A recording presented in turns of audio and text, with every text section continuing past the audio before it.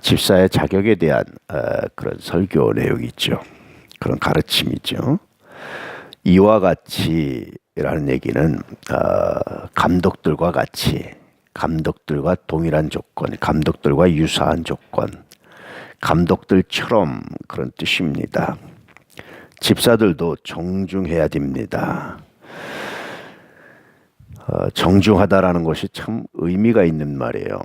경박스럽지 말고 촐랑거리지 말고 정중해야 합니다. 모든 사람을 대할 때 정중하게, 진중하게 대할 수 있어야 됩니다. 그런 뜻이죠. 그리고 일구이연을 하지 않아야 됩니다. 한 입을 가지고 두 말, 모순된 말, 서로 때에 따라서 자기에게 유리한 말, 이런 말 하지 말아야 합니다. 이것은 거짓말하지 말아야 됩니다. 라는 말과 같은 뜻이죠. 세 번째 조건은 술에 임박이지 않아야 됩니다. 술꾼 되지 말아야 됩니다. 왜 자꾸 술 먹지 말라라는 말보다는 술 취하지 말라, 술에 임박이지 말라 이런 말을 하냐면요. 이 당시 이 문화적 배경이 있어요. 우리처럼 생수를 마음껏 먹을 수 있는 환경이 아니었습니다. 그래서 물을 증류해서 맥주나 포도주나 그렇게 먹을 수밖에 없는 자연적 환경이 있었어요. 만약에 우리나라에서 이 성경이 써졌다면 술 먹지 말고 아마 그랬을 겁니다. 그럼에도 불구하고 술에 임박이지 말라, 술 취하지 말라라는 것은 건강을 위해서 최소한의 것만 마시라, 그런 뜻입니다. 디모데는 술을 마시지 않았던 것 같아요. 그래서 바울이 위장병에 시달렸던 디모데에게 약으로 포도주를 좀 먹어라 이렇게 권면할 정도로, 사실 초대교회 그리스도인들은 굉장한 자부심을 가지고 살았어요. 굉장한 자의식이 있었는데 우리는 왕 같은 제사장이다, 그냥 제사장이 아니라 왕 같은 제사장이다, 이런 자의식을 가지고 살았어요.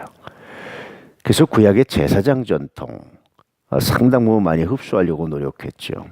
구약의 제사장들은 건포도도 먹지 않았어요. 포도주 먹지 않았어요. 포도즙도 마시질 않았어요.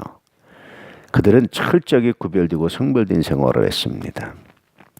그래서 병에 걸릴 수 있었거든요. 생수를 먹으면 그런 병조차도 감소할 수 있었던 거예요.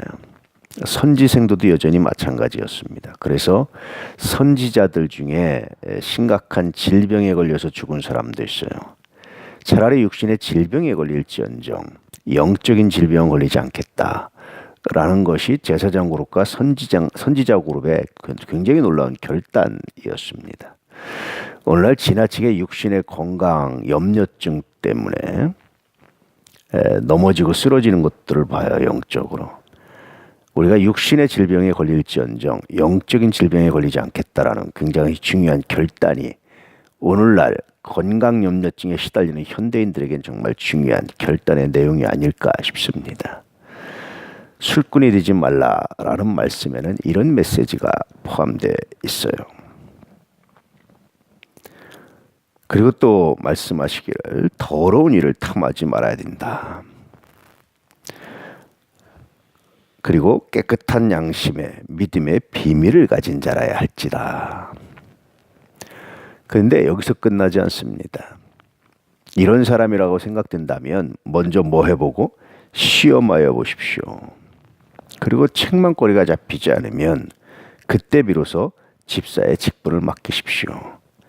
집사가 된다는 것이 얼마나 어려운 줄 아시죠? 물론 이때의 집사는 안수 집사입니다. 서리 집사 개념보다는. 이렇게 집사의 직분을 맡기려면 이렇게 엄격한 기준을 가지고 이렇게 맡겨야 비로소 온전하다 할 수 있습니다.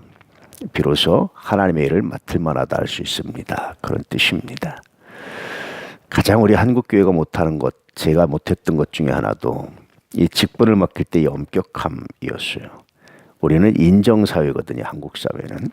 그래서 인정에 얽매여서 할 때가 참 많았어요. 그런데 어제도 말씀드렸지만 이제 그러지 않으려고 노력합니다.